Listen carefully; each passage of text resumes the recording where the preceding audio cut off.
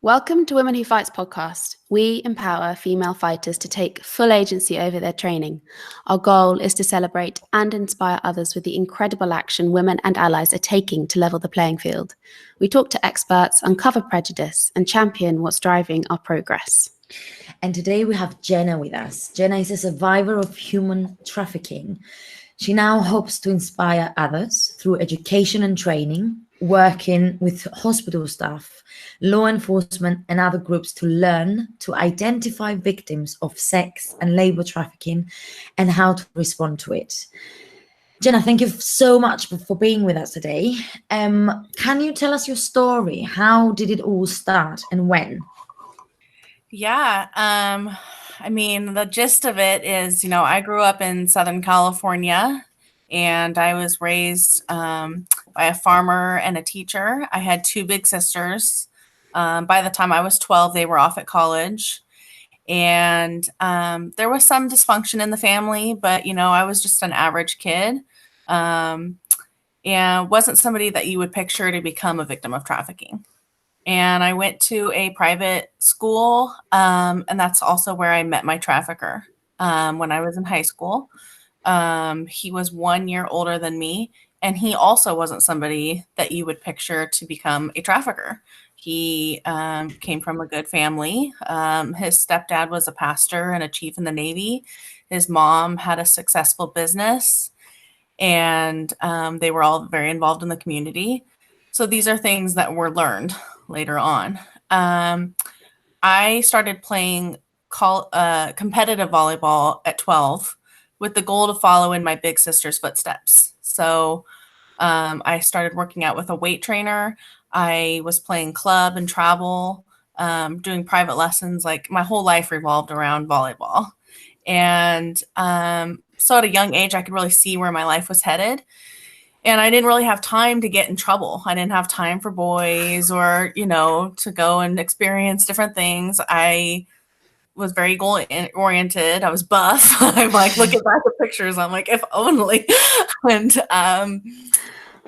then my senior year, I really struggled. My parents were separating. So that became a very big vulnerability to me. And I got a little bit rebellious. And he was already starting to get involved with the wrong crowd and getting involved in criminal activity. And he graduated a year before me. And so he was living on his own. And he said, well, just come live with me. And kind of painted this picture that life would be great and I wouldn't have to deal with all the stress that was at home. And I took it. And that's when I kind of saw more of what he was involved in. But once I dropped out of school and was living with him, I felt like that's it. I can't go back. Like this is whatever my life is with him. We ended up getting married, which I really didn't want to do, but just kind of felt lured into it. And then I felt really stuck. Like now I'll never play college volleyball. I'll never have that life. And I felt a lot of shame and embarrassment, and got caught up in things with him. And then there was a trip to Las Vegas, and he was standing on the street talking to this man that kind of was like a stereotypical like pimp or gang member, just had a look of somebody that was involved in crime. And they were like laughing and talking like they knew each other. And I remember being in the souvenir shop looking out the window thinking, that's interesting. Like, why is he talking to that guy? And I don't know what occurred during that conversation. I just know that the abuse that was already happening, it escalated when we returned home. There was another trip to Tijuana, Mexico. And we were in a club, and in the lobby of the club, there was a tattoo artist, and that's where I was branded, which a lot of traffickers will do. They'll put a tattoo on their victim to take ownership of them. And I didn't know that's what was happening. I didn't know that all these things were signs that he was about to traffic me. But it was very forced and very traumatic.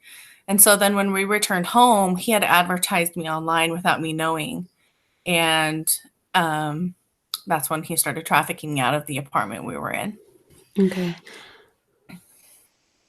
That's what, can you just define trafficking for audience members? Yeah, so it's when somebody is forced to do manual labor or forced into a commercial sex act through force, fraud, and coercion. If they're under 18, force, fraud, and coercion doesn't have to be at play. They are automatically a victim of trafficking. Right. Okay. One more thing. What was your age when you got married? I was 18, freshly, 18. pretty much just freshly 18. Yeah. 18. So you dropped out of school and you went with him because you saw like something better than what you were in at that point, right? Yeah, or just maybe not even better. I mean, I was really excited and worked so hard to go play college ball, but just kind of an escape from the stress at home and dealing with all of that. And, you know, my sisters were off at college, and I felt like my dad, I watched him help my sister with her college recruiting and that whole process. And I felt like he wasn't available for me. And I was like, okay, I don't know how to navigate this. So, you know, just. And when you talk about abuse, what do you mean? What kind of abuse? What were the signs? So I didn't even realize I was a victim of domestic violence before I was a victim of trafficking. So even though like my idea as a young 18-year-old was, oh, well, he's not hitting me, so this isn't domestic violence, but he was blocking me in doorways. He was taking my paychecks. He was taking my cell phone and my car keys, separating me from my family and support system. Like, these are all signs of different ways that domestic violence occurs, right? So all of that was happening. Also, there was a lot of sexual abuse. Okay. Ooh. And when did you realize that something bad was going on? I mean, other than like when you had your first experience of being trafficked, like what was what was going through your head? Were you kind of aware something was going wrong and that maybe you needed to leave, or did you feel like you couldn't? Because I feel like often with people who are victims of abuse or something, it's like, well, why didn't you leave? Why didn't you get out of there if something was wrong? And it's never that simple. Yeah. So I knew I wasn't comfortable and I knew I wasn't happy. And this, I have a really good story when the trafficking started about that, but I just really felt like caught up in it all. And like my family was all going through their own things, and I didn't know what my options were. And I'm like, well, I can't go back and finish high school and go play college volleyball. What am I going to do? You know, he really just took all that away from me, where I was relying on him for all my basic needs, housing and food and a car and all these things. So that's what they slowly start to do, is get you relying on them for everything. So you feel like you can't leave. Wow. And then when you were trafficked, it was that he was advertising you online and then sort of charging a certain amount for people to come and sexually assault you. Is that the right way of saying it? I don't know. So there was never a conversation. You know, some traffickers, they will beat their victim and then, you know, kind of force them into it. They'll sit you down and say, hey, this is what we're going to do, kind of dangle the carrot in front of them, like, just for a week, just to get by, you know, and then we're going to have the white picket fence and the perfect life. There was never a conversation. So the first night, I was used to strange men coming to the door because of the criminal activity he was involved in. So I didn't think much of it. I was sitting on the couch watching TV, and he invited this man in, and they were standing in the kitchen talking, and that man kept looking at me. I got the EBGBs. And that was the first night that I was raped and sold. And after it happened, you know, there's fight, flight, or freeze. My psychological and my physical response anytime I experience trauma is freeze. You know, anytime, even after I have had other traumas, I freeze. And I remember looking down from the bedroom to the hallway to the front door, and this man that had just raped me handed my husband money. And I knew that I had just been raped, but why is he handing him money? What does that mean? And I grew up with the same movies and the same documentaries as everybody else. Pretty Woman, that's prostitution. And that documentary with the kid chained to the radiator in another country, that's trafficking. Like, these are not what happened. What is this? Why is there money involved? Why did he just pay him? And this is kind of where the question I get most of, why didn't you just run? Why didn't you leave? People put themselves in that situation and go, well, I would have ran out of that apartment. I don't care if I was barefoot. I don't care. I would have called 911. I would have called home. And those thoughts did occur to me, but everything that led up to this point, he really put in place. So by this point, I had been arrested, and the police officer that arrested me put the handcuffs on me, and he looked at my trafficker who was there, and he said, "Why would you want to be with a girl like her?" And like, that was it for me. That was like, okay, law enforcement's not on my side. Why? So sorry for interrupting. Why? Totally shaming the victim, right? Totally. He was, this is why training law enforcement is so important, because if he had, all the signs were there. I mean, I wasn't even being trafficked at that point, but all the signs were there that something was off and that I was experiencing trauma. And so that was all it took. Like, I was like, I don't trust law enforcement. And I remember being in that jail cell thinking, this is the lowest it can get. Like, I thought it couldn't get worse. And every time I thought that, it did. And I was crying, and they sent a female police officer in to talk to me. But just with that officer, what that officer said to me, I was like, I'm not talking to you. That would have been a perfect opportunity to intervene and possibly prevent me being trafficked. And I remember thinking, gosh, if they only knew who I was. Like, just months before, I was this girl headed to play college ball, and I came from a nice family, and I had good friends and good grades. Like, they weren't seeing me and who I was. And the other thing is, traffickers will often take their victims to different states, to different cities, sometimes to different countries. They move them around a lot for money, but also to avoid being caught. But he didn't. He's kept me right there. I was 15 minutes from home, 15 minutes from my high school. But he did go to extremes to separate me from my support system. So I slowly had no friends. I slowly wasn't talking to my family. And he went as far as getting a restraining order against my dad. I was working normal jobs during the day. Like, I was living a normal life, it appeared to everybody. But at home, I was being trafficked at night. And my dad would come to my work and check on me. And he's like, "Are you okay?" He knew something was off. He definitely didn't know I was being trafficked. And so my trafficker stopped that right away with a restraining order. So that first night, I was like, I don't feel like I can go home. I don't feel like I can call 911. And I had no education of what my options were. I didn't know there were safe houses. I didn't know there were nonprofits, So I didn't think I had a choice but to stay. Wow. Can you talk us through, so you mentioned that your response is to freeze. Can you, I don't know if you're you know all about it, but like that particular response in terms of like the fight, flight, or freeze, can you just talk to us a little bit about that, if that's something you can do? Yeah. It's almost like when you're in such a scary situation, you just can't think of anything else, but your body just like shuts down. I did have fight and flight also throughout the year that I was trafficked. I did, try to fight. And I did try to run. I did have several escape attempts, but like with the fighting, I recognized if I just took it, and then it would be over faster. It didn't mean that I didn't hate it any less. It didn't mean that I wanted it, that I was a part of it. I realized that it would just be over quicker if I just kind of turned my head. And what happens is in your brain, and you hear a lot of rape survivors talk about this, you go somewhere else. Like you almost are like hovering over your body, watching yourself. And that's like a coping mechanism. Like, it's a survival mode that your body goes into.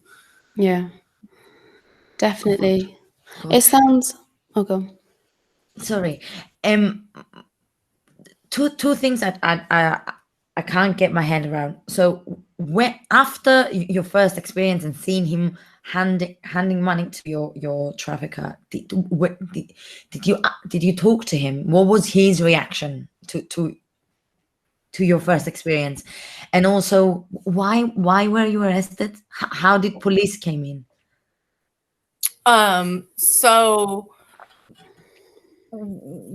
he had conversations with me, but he became very cold and scary. Like if we were around his family, he was this bubbly, nice guy. If you were to run into him to talk to him, you'd be like, oh, that's a nice guy. He's definitely not trafficking his wife, But then he would get this coldness, and he was drinking and smoking and doing all these things. And he would kind of be like, this is it.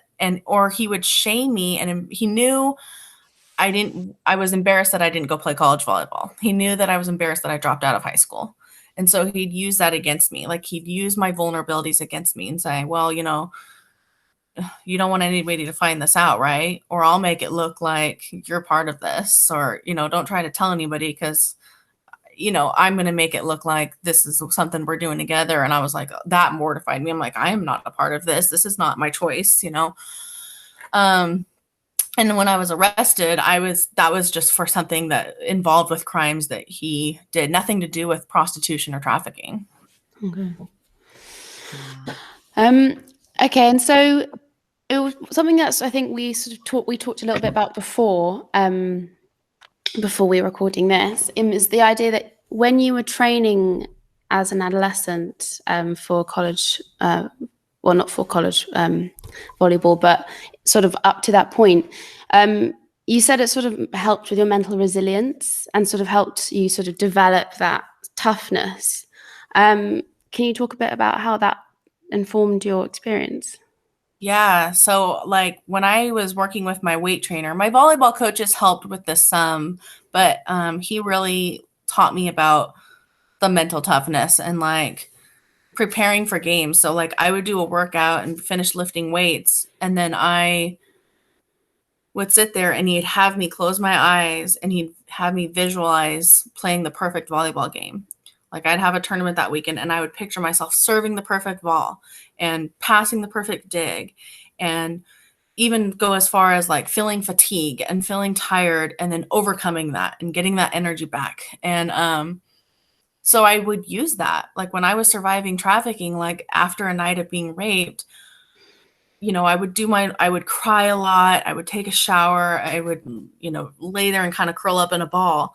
And then I would go there in my mind. Like I'd visualize myself getting out of the situation. I'd visualize myself being free and being happy. I'd visualize having dreams and goals and feeling like a normal person again. Once you start being trafficked, you don't feel like it's like awkward to be in society because you look at people and they're living their normal lives and you're like, feel like this outsider, like they have no idea, but you feel like they know.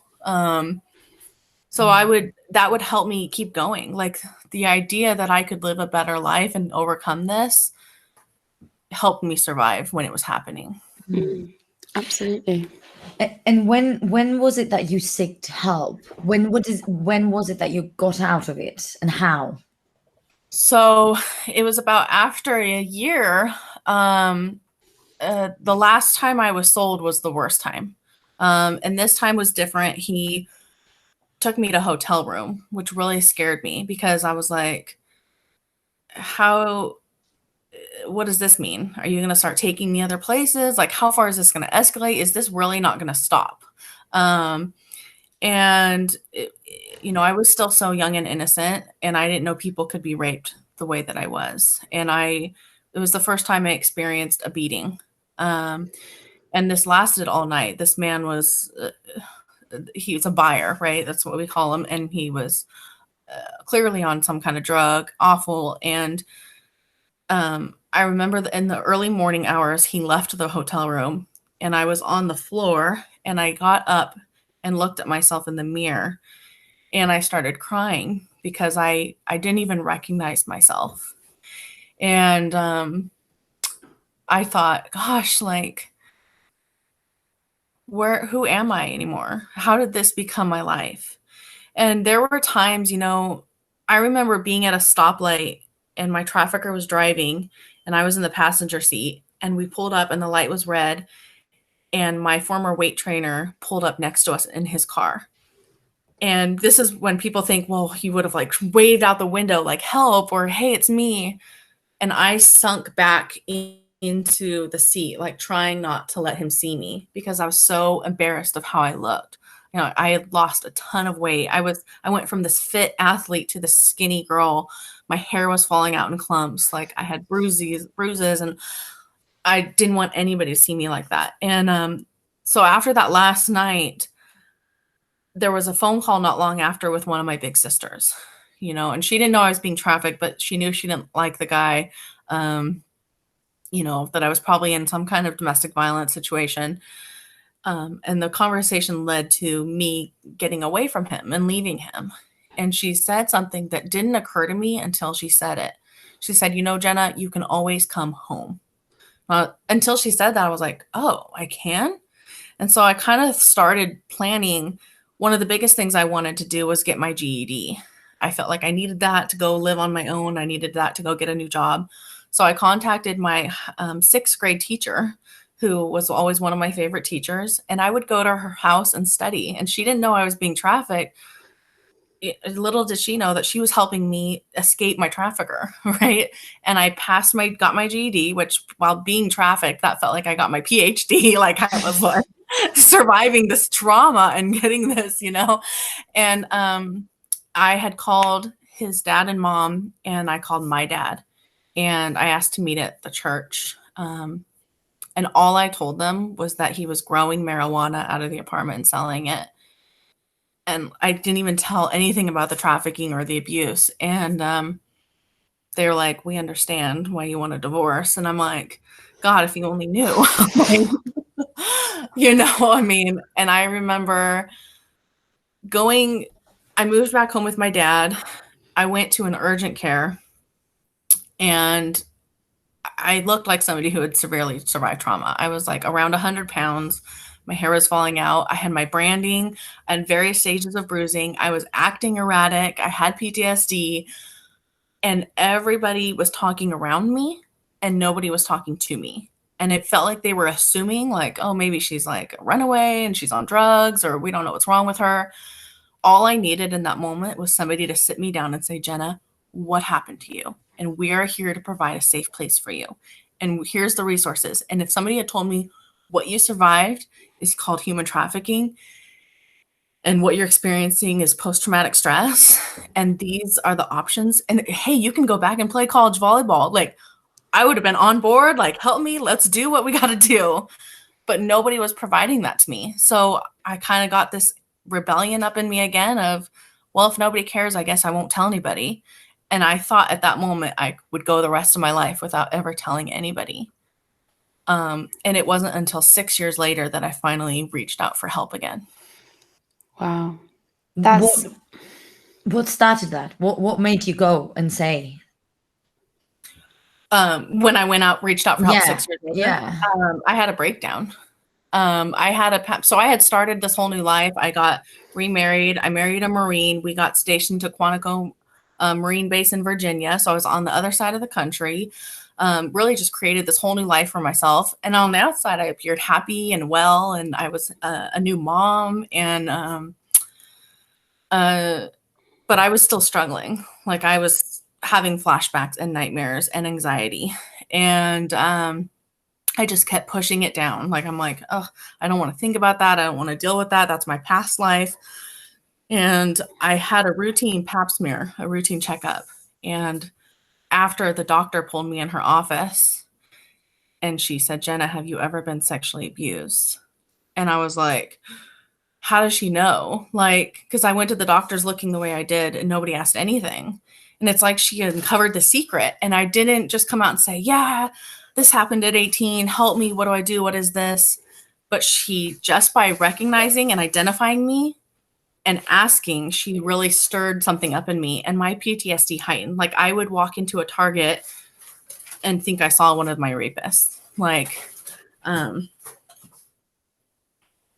sorry, I have a cat. And I would, you know, like, I mean, nightmares. I was like, everything that I pushed down was coming to the surface.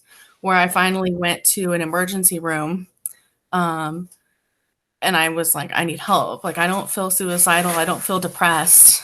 I had things happen to me, thinking that they would like provide me like a psychiatrist or a different therapist or something. And they described this place, which, you know, have you ever seen the movie Girl Interrupted?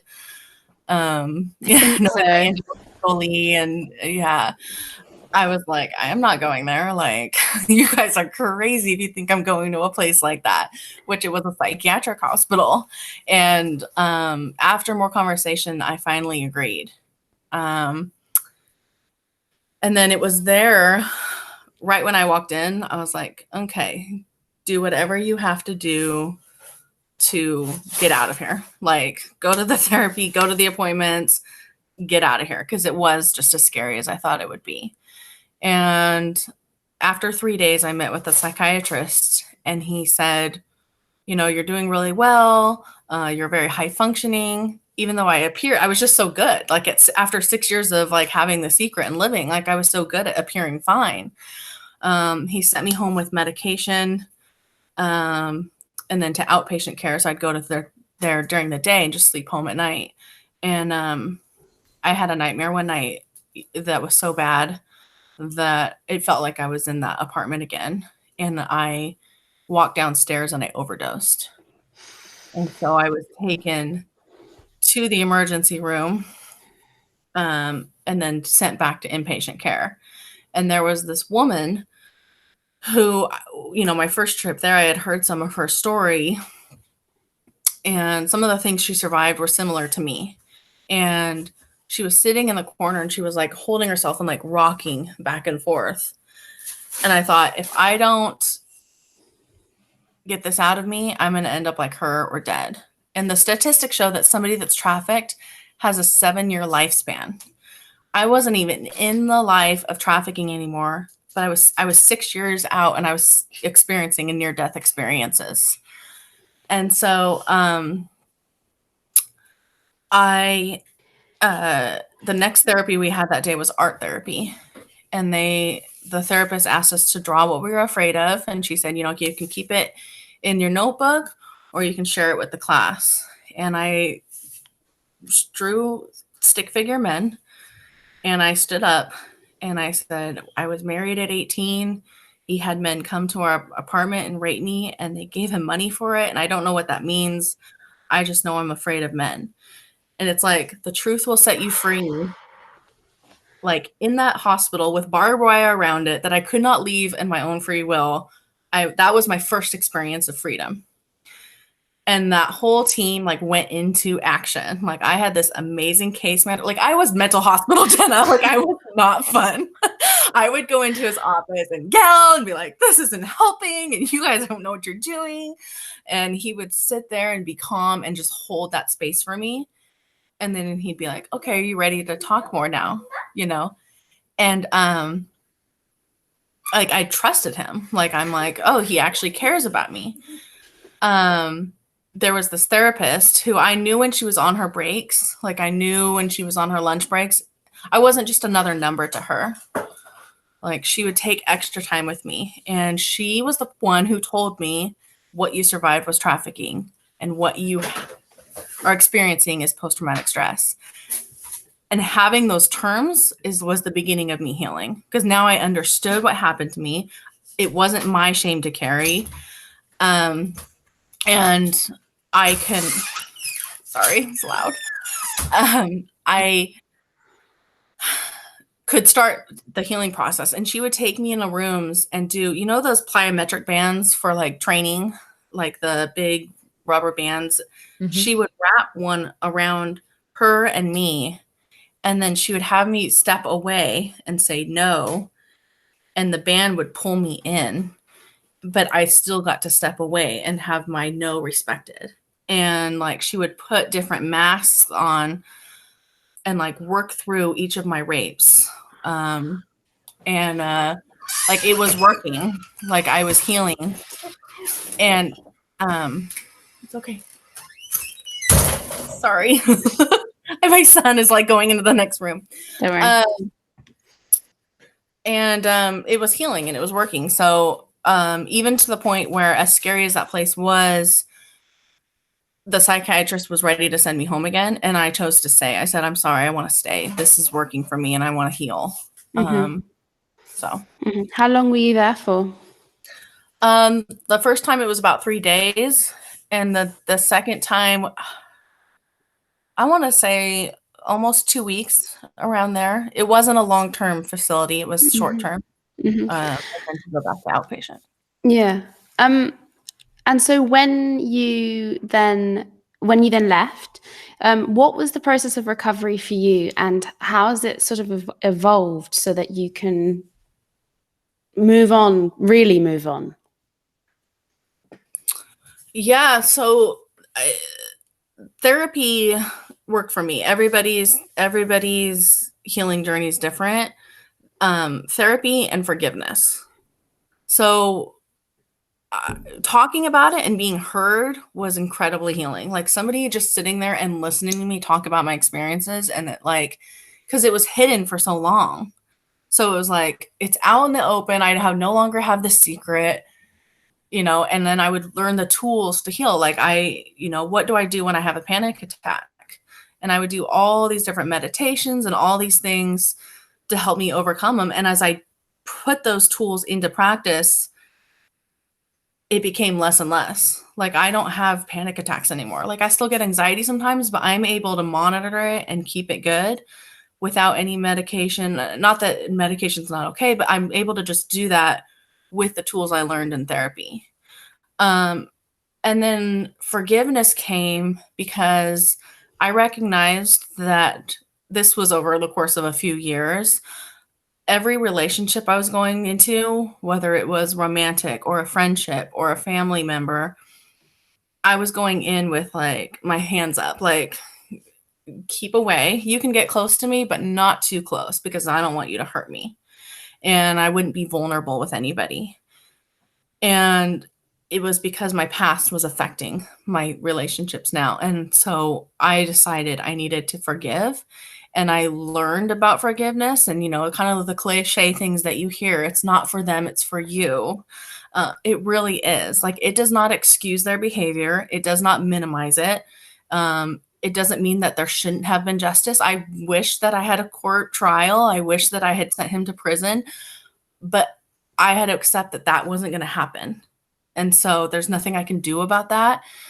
So I can forgive them. Like, if my trafficker, he's no longer alive, if he were alive and standing in front of me and the men that raped me were in front of me, I could look at them and say, I forgive you. And that doesn't feel weak. It feels like, you don't get any more of me. Like, now I'm going to go do all this work and help all these other people because of what you did to me. Like, it feels more badass, than it does, like, feeling weak. Like, oh, it's okay. No, it's not okay. Like, they don't get to come over for Sunday dinner. I just get to be free and be the person that I want to be. Yeah. I mean, that's such a...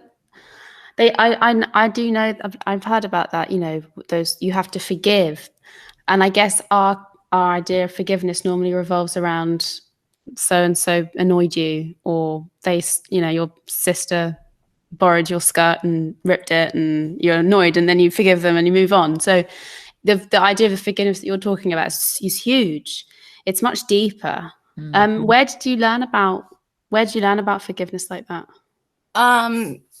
In church some, and in therapy. And then I would just, like, watch people, like, Elizabeth Gilbert is one of my favorite authors, and she would talk about just being and being present and, like, being okay with wherever you are. Like, and I would just, like, listen to these talks and just soak it in and then try to apply it. And then just recognizing, we only do get this one life. And I really did kind of get a second chance, and it didn't go as planned. I was bitter and angry for a long time. I had to work through the anger was a big thing. Like, it was funny. Like, I remember being in the when I was in the psychiatric hospital, and one of the therapies they had was like, yoga, basically. Like everyone was kind of sitting there, and it was like pissing me off. Like, I'm like, I am mad right now, and I don't want to sit here and do kumbaya. Like, I cannot do this. And I was walking and going, like, leaving the therapy and going to my room, and one of the ladies there that worked there, she stopped me and she goes, how can you stay in this? I'm like, I can't do this. Like, I'm not doing it. And she goes, what do you feel like doing right now? And I'm like, I feel like kickboxing or something. Like, I feel like mad. Like, I need to hit something. And she goes, well, do something like that. And so as everybody was sitting there, like, peaceful and calm, I was in the corner knocking out push-ups, like, where I did 100. And it's like, guys, I had all this, like, anger and energy built up. And I was, like, just so mad.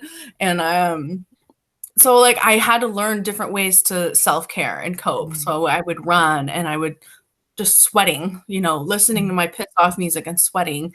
Then I could get in a calm state and feel at peace, Yeah. Yeah. Wow. What are some misconceptions that people have about how people become victims of sex trafficking? Because you must have been around this conversation loads. Yeah. That's why it's so important that we have these conversations, because people have this idea of what trafficking looks like, like the movie Taken, where he visits another country and she's dragged out from under a bed, scraping at the carpet, and sold on a boat for $1 million. While that happens, it doesn't really happen that way. Like, very rarely. Like, according to FBI, less than 5% of trafficking victims are brought into it by kidnapping. So it's through fraud and coercion. Hey, you're so beautiful, you could be a model. Come work at my modeling agency. Trafficked. Hey, come to America and work at this nursing facility. You can get a great job and earn a lot of money for your family. Labor trafficked, right? Like, hey, Jenna, come, you don't have to deal with that at home. Come live with me and we'll have a great life. Trafficked, right? Like, and building this, traffickers build trust and then slowly start pushing boundaries. There's over 25 ways that somebody can be trafficked. So if we're thinking of it just that one way, oh, that guy that looks like he's in a gang making a girl walk the street, that's one of 25 plus ways that somebody can be trafficked. So we have to learn all the ways it looks. Also, anybody can be a trafficker, anybody can be a buyer, and anybody can be a victim. So any age, any race, any background. Okay. And so I think that kind of leads on to the idea of like, because you're the work that you do to help, was it law enforcement and hospital staff, and you educate. What are the red flags that they should look out for? Like, and can you talk a little bit about the work that you do within to sort of do that? Yeah. So identifying a victim of trafficking is often similar to identifying a domestic violence victim, but add on things like brandings or, being dressed promiscuously. Here's the thing. If a girl in high school is trafficked, it could look two very different ways. So if you have a girl in your classroom and you're a teacher and she seemed like an average kid, got pretty good grades, maybe was an athlete or played an instrument, and then all of a sudden she's coming to school with really expensive clothes, her nails are done, she has two different cell phones, that's a sign that she may have something, she may be being trafficked. Then you could also have a girl at school that is homeless, and she doesn't just all of a sudden come with that stuff, but she's still being trafficked in her homeless camp, right? So it can look so different. What was the second question? Oh, like what can you talk about the work that you do now with like the different organizations? Yeah, so when I wanted to do this work, I didn't know how I was going to do it. I was living in Southern California. I had gone through a divorce. I was working 3 jobs. I was living in the ghetto. Like my apartment had cockroaches. It was really gross. And I was like, this cannot be how my story ends, right? Like, I survived all this stuff. I'm like doing all this therapy, and this is it. Like, no way. And I had started a book when I was in the hospital. They told us to write our story down, and which I recommend everybody does. Like, we all go through trauma. We all survive something. Like, we all go through hardships. And writing your story down, what it did for me was put everything in perspective. So I wrote down everything I could remember from my childhood to now. And when I read it, it was like my trafficking experience was this much of my life. It wasn't my whole life, which it felt like at that moment. And now I still have all this life to live. And after I read it, I closed that notebook and I put book ? And then left it at that. And my high school English teacher reached out to me, and when she heard about what I was experiencing, and talked about writing a book together, and we started that. And then I was so tired of working the jobs that I was working, and I was so tired of like this dead end, this, I wanted more. And there was a place on my family's ranch in Northern California that opened up, and I was like, well, maybe I can move there and like get this book finished and do this work somehow. No, looking at it now, like, I don't know if I would do it now. I don't know where I got the cojones then, but I quit my jobs, packed my son up, packed up everything I owned into a horse trailer because, a little bit redneck, and drove to Northern California. And I was like, oh, I'm going to do this. I'm going to like share my story. And then I like sat there and cried for 6 months. And I was like, what did I do? This is horrible. Like, I didn't even know another human trafficking survivor. Like, I didn't know there was this whole movement going on. I didn't know how to get started. And that amazing big sister that I had when I was leaving my trafficker, she's a professor, and she said, well, why don't you take a college class? Like, even if your brain can only handle one class. So I took a sociology class and loved it. I had this amazing professor who is now writing a review for the book, who has me come speak to his classes. And then I started volunteering for an anti-trafficking organization. And once I started working with victims and like speaking to girls in juvenile hall, I was like, this is it. This is my calling. I made the right move. And then I would go anywhere. Like, I would walk in places and just be like, hi, I'm Jenna. You want to hear my story? Can I share it here? And I'd get a lot of them, no, thanks, and that was fine. I understood. But when I got the yes, like, I would share. Like, I didn't care if 2 people were listening, and then that eventually led to getting a speech coach, which led to being a keynote speaker, which led to learning about training. I heard of these survivors that were training hospital staff and firefighters and law enforcement. And I was like, oh, like, to train and educate the people that failed me. Like, if that police officer that arrested me had been trained, things could have been very different for my whole life. If those doctors that when I got away from my trafficker had identified me and responded right there, like, so if I could just teach them to do that for the next girl and boy. And that led to I was training in New York, and there was a delegate in the audience. And this last Friday, I spoke at the United Nations, and I'm like, that's what happens when a community comes around a victim and supports them. And then they become a survivor. And then with continued support, a survivor leader. And then I started the Jenna McKaye Foundation because I wanted to be the person that I needed. I just needed somebody to guide me, like, hey, this is how we're going to get you back in school. And hey, this is how you manage money. And here's a bank account. And, horse therapy. Like, I've been riding horses my whole life. And I now get girls into horse therapy. And when you hear a girl's story and how heartbreaking it is and all the things she had to live through, and then you see her up smiling on a horse, like, there's nothing better. It's like, I get in my car and I'm like, oh, it's just, And it also brings about personal healing. Like, I feel like I didn't survive all that for nothing. Like, there's a purpose. Because you're helping others so much.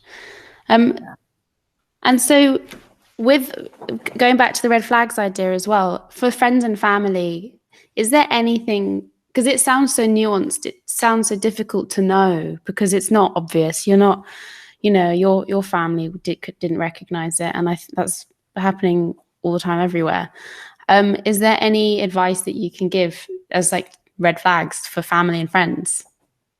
Yeah, when somebody really isolates themselves and is really withdrawn, if their character and their behavior changes drastically, there's got to be something going on. And if they're in a relationship that doesn't feel just quite right, and you add all that onto it, I was very rarely talking to my family, and even I saw his family, and they saw me all the time, and his mom would often ask, like, I would be crying all the time.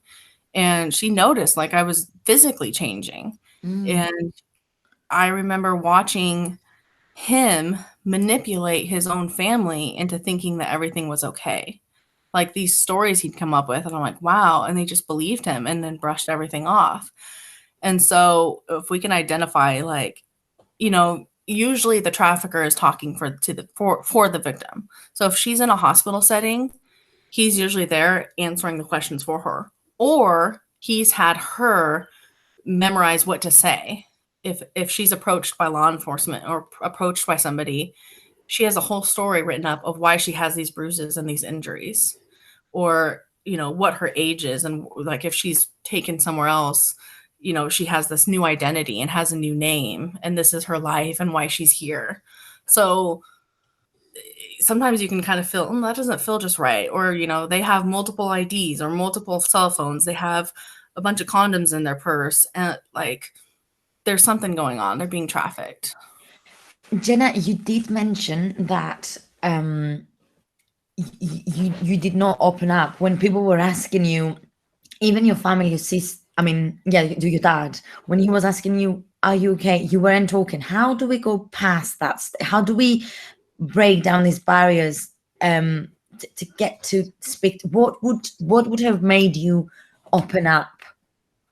Yeah, so one of the jobs I was working while being trafficked was at a boutique, and the owner, a few years ago, she's a photographer now, and she took some pictures for me, and she interviewed me, and she told me the story that I didn't even remember. So one night we were closing up the store, and it was dark already, and I was kind of staying towards the back of the store.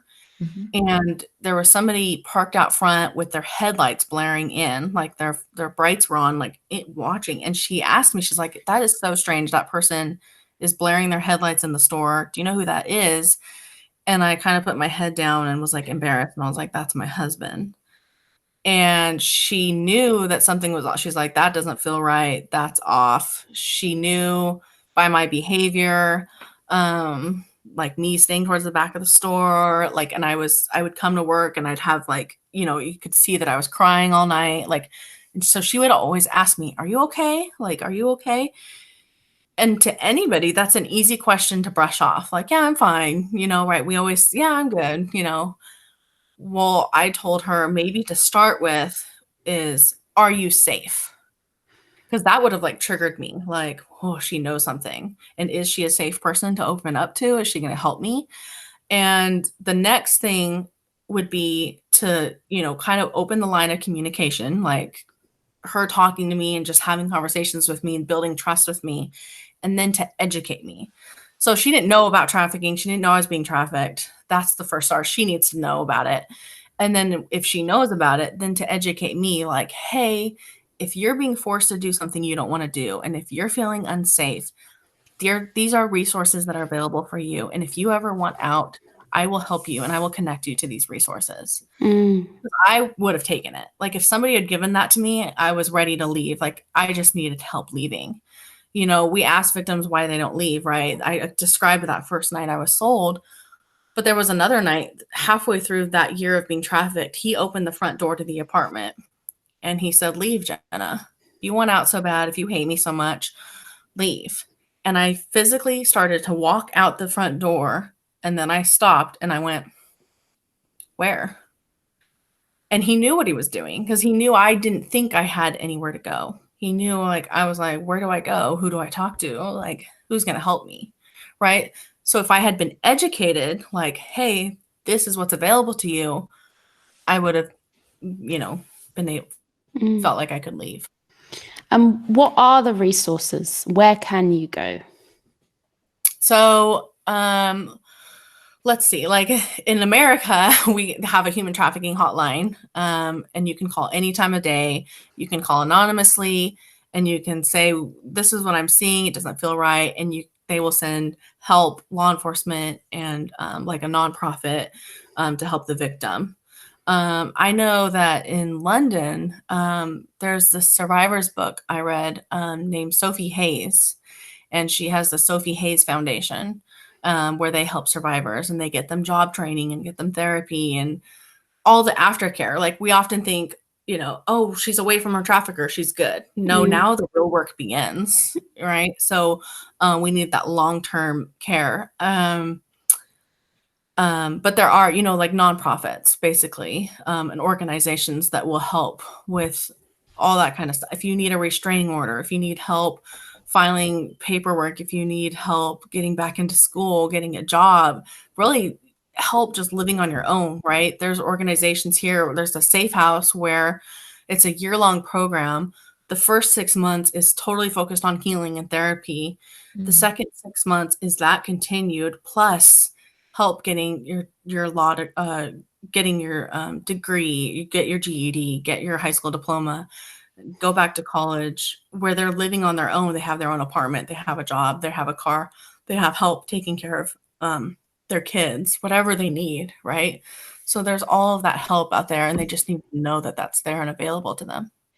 Jenna, I have a question. So for a restraining order to happen, you do need to provide some kind of evidence so that the police actually sets this up. With your experience, should you wanted to go to the police and file a complaint or a lawsuit against him, did you have to provide any form of evidence? Do you know how it works? Yeah. With human trafficking, you really need the victim to talk.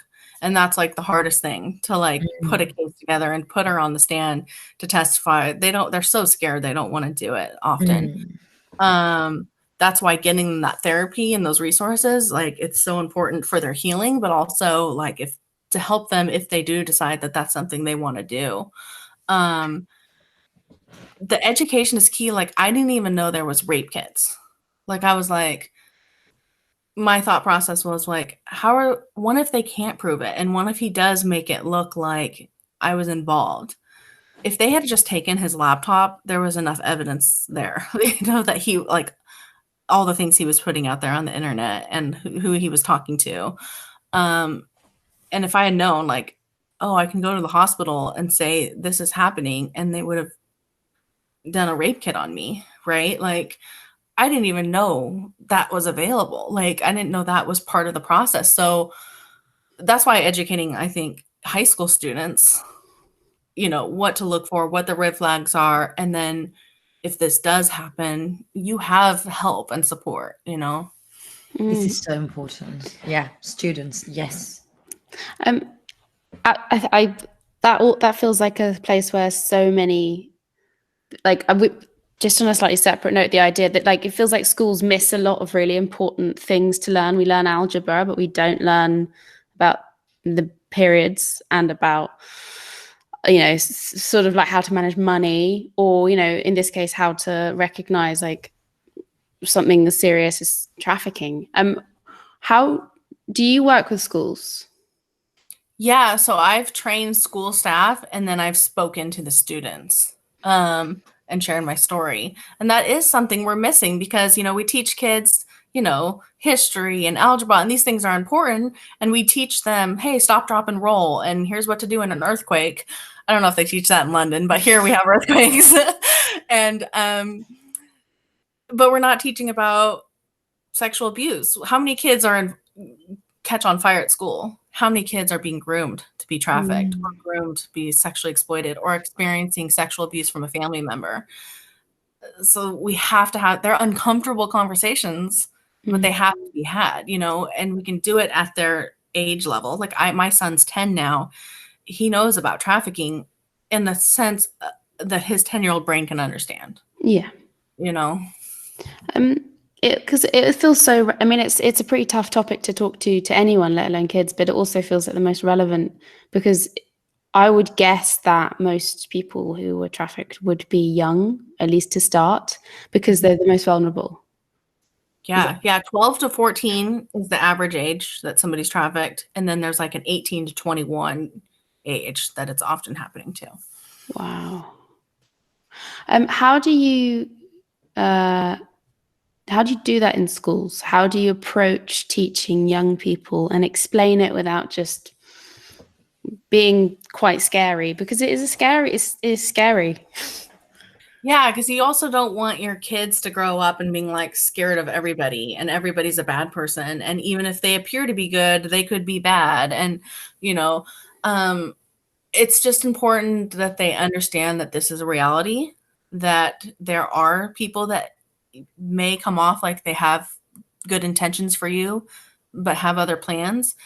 I always say, like, yeah, educate them on the human trafficking, but educate them on the grooming process even more. So if a kid, you know, technology is how traffickers are targeting kids.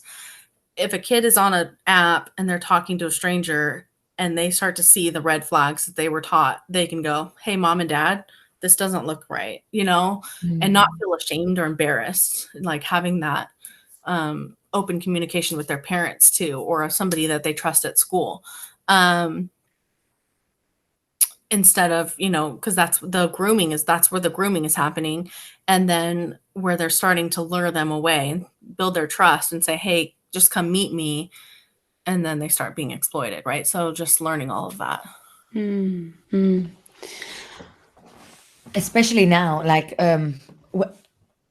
I see kids being like the element of you don't know that person online. Just because you see them online, you don't actually know them. It's so crucial because now life is done online and communication is done online. So it's very difficult to teach kids, young kids that are growing up with social media, that, you know, there's a red flag. Yeah, absolutely, definitely. And I think we sort of touched on this a bit, but with your experience of domestic violence, how much of a part did it play in your trafficking and your experience? Because it sounds so like psychological, the abuse, like sort of just making you feel like you couldn't leave. And what was the violence element? Yeah, so it's like, in my experience and then other survivor story, I feel like the best way to learn about trafficking is read survivors' books, read their stories, because then you can understand, okay, they're surviving this. What was their thought process? Why did they leave? Why did they go back? Why were they making these choices? And you can see the psychology play out. I heard this traumatologist speak. She trains, you know, FBI and CIA on money laundering and trafficking. And she did a study of the brain, somebody that had been to war and somebody that had been trafficked. And the brain, like how it physically changed, was almost identical. And it's almost kind of like I think of prisoner of war stories and like the abuse, like they keep them up all night and starve them and control them with food. Like traffickers do that with their victims. It's like, it is modern day slavery. Like, so, you know, when I started running away from my trafficker, he started locking me in a closet. So he was physically holding me in the closet, right? And then he'd let me out and go to work that day.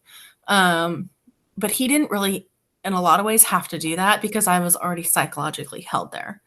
because I didn't know what my options were, and I didn't feel like there was any help available. And so I don't know. It's like, what was the question again? I want to make sure I answer it. No, that's okay. Just talking about the involvement of domestic, like your experience of domestic violence, and yeah. So like that kind of like, he would have like these conversations with me where he would ask me a bunch of questions, and he'd ask me that question over and over again. And then you start to question yourself, kind of like you see like crime shows where they're like being interrogated and they just want the truth out of you. Like, so they'll keep pressuring you and asking you and asking you until you eventually, you just want it to stop. So you just give them what they want, and you're confessing to a crime you didn't do, right? Like you just want it to stop. There was a trafficker that said, I used to keep my victim up all night because she was so much easier to control the next day. There's traffickers that have said, I used to be a drug. I used to sell drugs all the time. Well, a drug I can sell once. A human I can sell over and over and over again. There's a documentary called Nefarious, Merchant of Souls. And they went around the world and interviewed victims and survivors and people that were doing the work to help them. And they interviewed buyers and interviewed traffickers.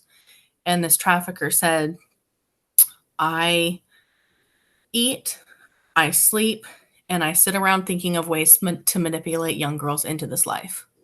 Like, so when we ask victims, like, why didn't you run? Like, that's what we're up against, right? These people that this is their life, this is their career, this is how they make their money. And so the domestic violence for me, it was that psychological, like messing with my head. Yeah, I hope that kind of answered it. Yeah, 100%. Definitely. It's so amazing to talk to you about this, and thank you so much for sharing everything with us, because I think it's with anything that is so personal as an experience, it's so hard to I mean, obviously you know this, it's so hard to share, but when you do, it opens up to other people who are like, oh, and you know, that conversation and the awareness, and and just the idea that you might help and save someone just because you're sharing, it's just great. Well, thank you. I love what you guys do. You're amazing. If I'm ever in London, I'm calling you. 100%. We would wait for that. I want to do some kickboxing with you. Just before we close, could we ask a standard final question? And I think you're the best person to ask. What are you fighting for? I am fighting for victims of human trafficking that are surviving it right now to be heard. Like, nobody saw me, nobody was hearing me, nobody was listening to me. So I have a voice now, and until they have theirs, I'll speak for them. And so see them, do something for them, help them, because they don't have to be a victim forever. Like, I know, like, when I see, you know, on social media and like a news organization will post about a sting operation, and then the comments, don't read the comments, right? Like, people will just be like, oh, that poor boy and girl, like their life is ruined, like their life is over. No, it's not.